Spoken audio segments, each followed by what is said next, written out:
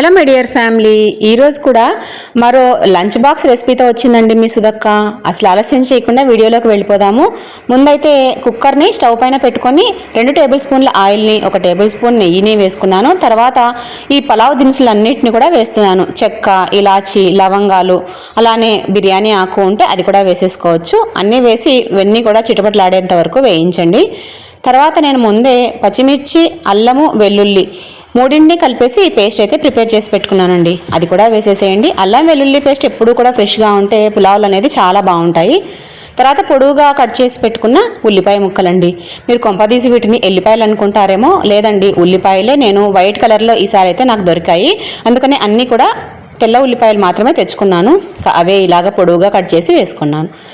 ఉల్లిపాయ ముక్కలను వేసిన తర్వాత ఒకసారి బాగా కలిపేసుకొని మూతను ఉంచి వాటిని కొంచెం సేపు అలా ఉడకనివ్వండి.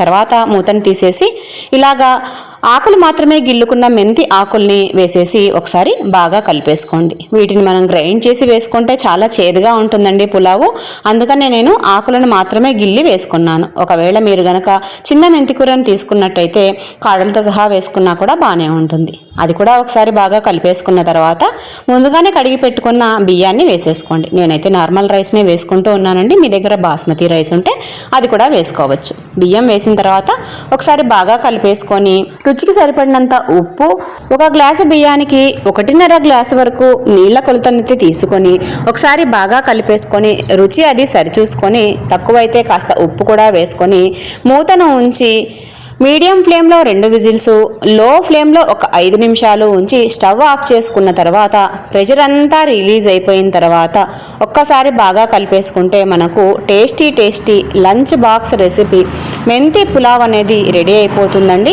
ఇందులోకి మనము రైతా కానీ లేదైనా సరే గ్రేవీ కర్రీ అయినా సరే చాలా బాగుంటుంది. ఒకసారి నా స్టైల్లో ఈ విధంగా మెంతి పులావ్ని అయితే ట్రై చేసి మీకు ఎలా కుదిరింది అనేది తప్పకుండా కమెంట్ చేసి నాతో అయితే షేర్ చేస్తారు కదా. ఇదివరకే మన ఛానల్లో పుదీనా పులావు, టొమాటో రైసు, కరివేపాకు రైసు, మసాలా చిత్రాన్నం ఇలాగా చెప్పుకుంటూ పోతే చాలా రకాల లంచ్ బాక్స్ రెసిపీస్ అనేవి పోస్ట్ చేశానండి. తప్పకుండా ఒకసారి వాటిని చూసేయండి.